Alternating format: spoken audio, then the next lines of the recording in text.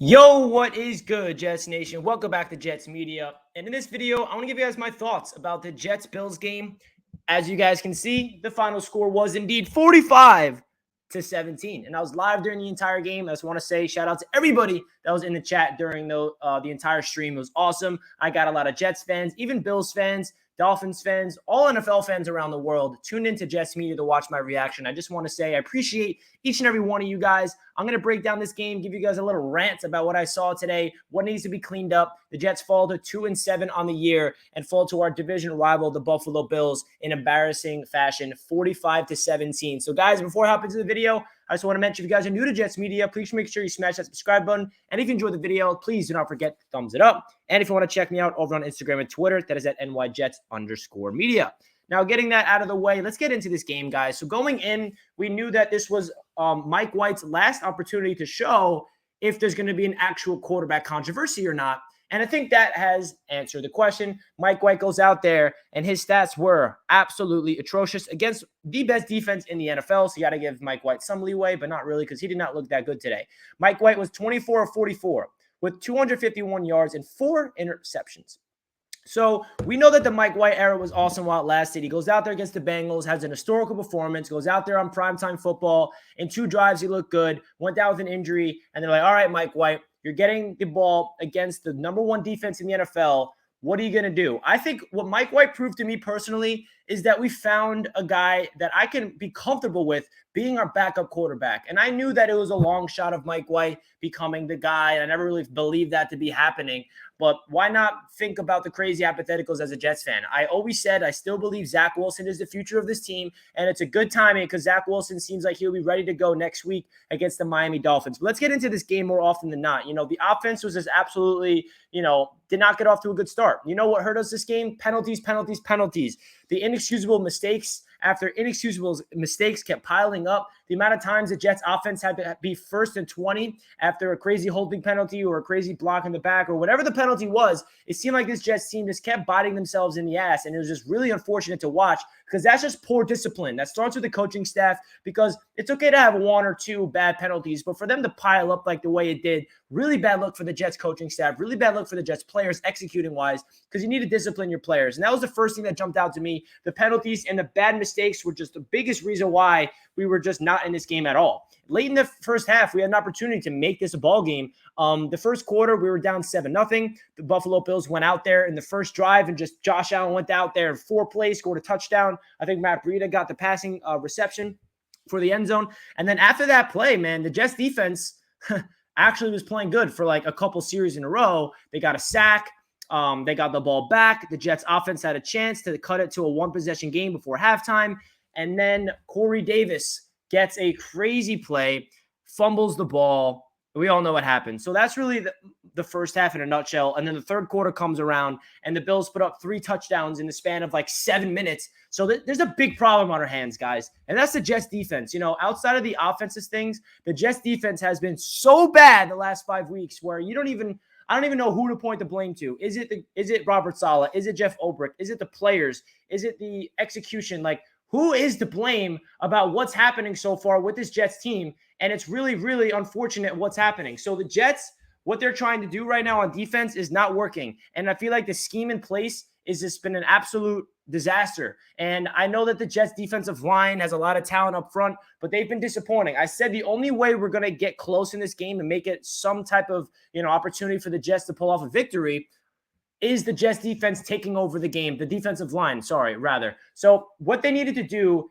is get pressure on Josh Allen all day long because that's why Josh Allen looked so bad last week against the Jaguars is because the Bills had a depleted O-line and the Jaguars took advantage of it and they got to Josh Allen consistently. The Jets did not do that. We had a couple of sacks, but we need to get to Josh Allen more often than not. And the Jets secondary got absolutely exposed. Stephon Diggs had the craziest game.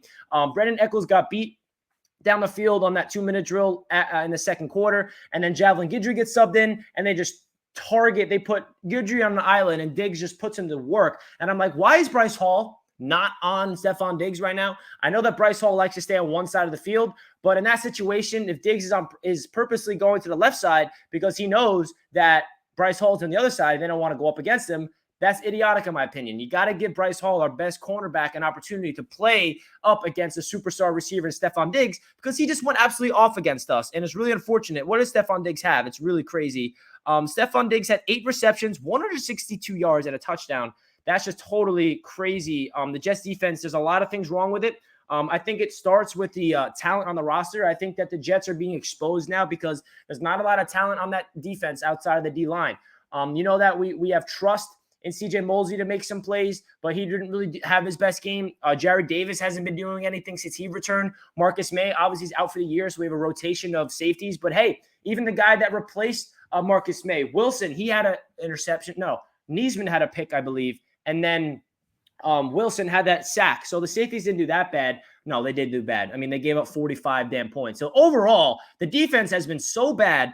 And I'll leave that up to you guys. Who do you think is the one to blame? Obviously, Robert Saleh needs to get more hands-on with his defense. I know that he said that he really trusts the assistance of Jeff Ulbrich and all those guys to get this ship going. But Robert Saleh needs to be a little more hands-on because this Jets defense has been so bad for the last couple of weeks, and it's getting really concerning. And I know we're going up against a good Buffalo Bills offense, but it's just you cannot give up another 40-plus point game. It's just absolutely inexcusable for the New York Jets defense. And when it comes to the offensive side of the ball, there's some sparks. We got some garbage time. Joe Flacco comes in, throws a touchdown. But overall, the Jets offense was just really disappointing today.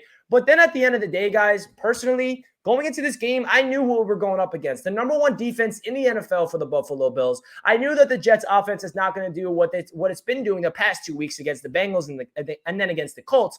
I knew that wasn't going to happen. I knew the only way the Jets can stay in this game and win is if the defense keeps them in. I knew the offense was going to struggle. I did not have a lot of optimistic feeling going in when it comes to the Jets offensively matching up against this insane Buffalo Bills defense.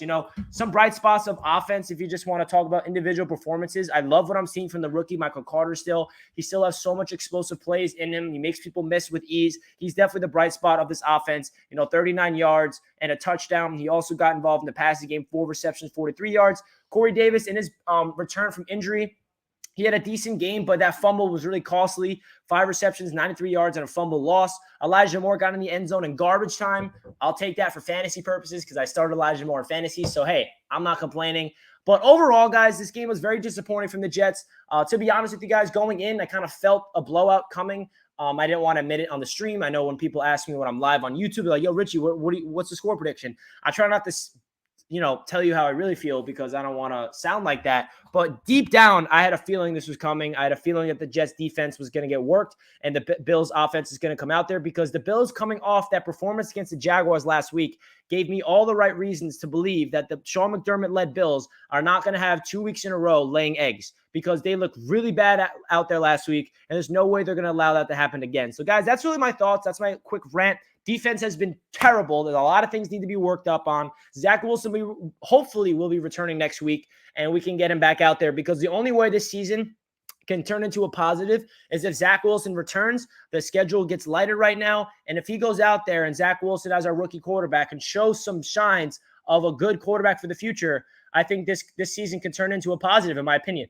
I really genuinely believe that. So leave a comment down below, guys, your thoughts about this game. Anything you want to say, feel free. The comment section is all yours to rant how bad the Jets are, how bad everything is. You're more than welcome to let me know down below in the comments. And also make sure you smash that like button if you're not already. So that does it for this video, guys, and I'll catch you guys next time. Let's go, Jets.